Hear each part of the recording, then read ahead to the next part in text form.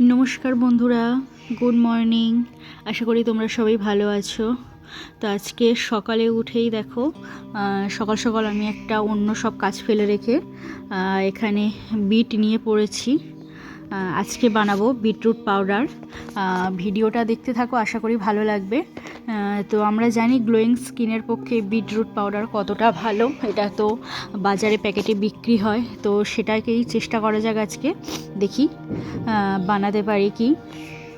তো প্রথমেই বিটগুলোকে কেটে ধুয়ে নিয়ে আমি একটু ছোটো ছোটো করে রেখেছি, কারণ আমার এটা ছোট তো ওই জন্যে।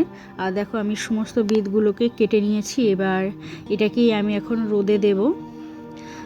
আমাদের তো ছাদ রয়েছে, কিন্তু ছাদে এত কাকের উপদ্রব, তো সেখানে মেলে দেওয়া তো দায়। তো আমি জানলাতেই ওরকমভাবে দিয়েছি, সারাদিন থাক, তারপর দেখা যাক কি হয়। তো এদিকে আজকে একটু সকাল সকাল রান্না করে নিচ্ছি, যেহেতু সমস্ত জিনিস রয়েছে। রান্নাটা সারা থাকলে মনে হয় অর্ধেক কাজ সারা হয়ে গেছে। তো আজকে চা খেতে খেতেই আমি রান্না করে নিচ্ছি। আর সেদিনকে দুটো বেগুন এনেছিলাম, তো একটা করেছিলাম আর একটা রেখে দিয়েছিলাম বৃহস্পতিবার বলে। জানি ওদিনকে নিরামিষ রান্না হয়, তো আজকে নিরামিষ হচ্ছে না। দেখো, তো আগের দিন দু রকমের মাছ নিয়ে এসেছে। এত মাছ তো একসঙ্গে খাওয়া যায় না, তো ওই জন্য এক রকমের মাছ রেখে দিয়েছিলাম। তো আজকে ডাল হচ্ছে একদম পাতলা করে, এই ডালটা অনেক দিন খাওয়া হয়নি, তো ভাবলাম পাতলা ডাল করা হোক। আর এখানে মাছের ঝাল করবো পেঁয়াজ টমেটো দিয়ে, কাঁচা লঙ্কা দিয়ে, একদম মাখা মাখা। বাটা মাছটাকে রেখে দিয়েছিলাম, বাটা মাছেরই ঝাল হচ্ছে। এরকম মাখা মাখা করে খেতে বেশ ভালোই লাগে। তো এরপরে এখন একটা আইটেম বাকি রয়েছে, দেখো। আসলে বৃহস্পতিবার নিরামিষ খেয়ে খেয়ে তো অভ্যাস হয়ে গেছে, আর মাছটা রয়েছে একটু কিরম মনটা খুঁতখুত করছে। আর এদিকে আমার বর ধনেপাতা করে পাগল করে দিচ্ছে, যেন বেশি করে দিয়ে দিলাম, যাতে ওকে বেশি করে দিতে পারি।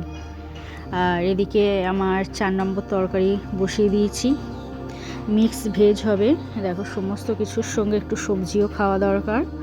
আর তো আজকে ওই জন্য একটু মিক্স ভেজ করব। এর মধ্যে টমেটো, ধনেপাতা, গাজর, বিনস, আলু সব রকম দিয়ে দিয়েছি।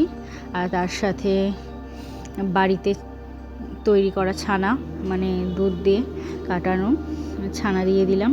আর ওদিকে রান্না হচ্ছে, এদিকে আমার হাজব্যান্ড স্নান টান সেরে এদিকে ঠাকুরের পুজো দিয়ে দিয়েছে। আমি বললাম আমি দিচ্ছি, তো উনি দিয়ে দিয়েছে।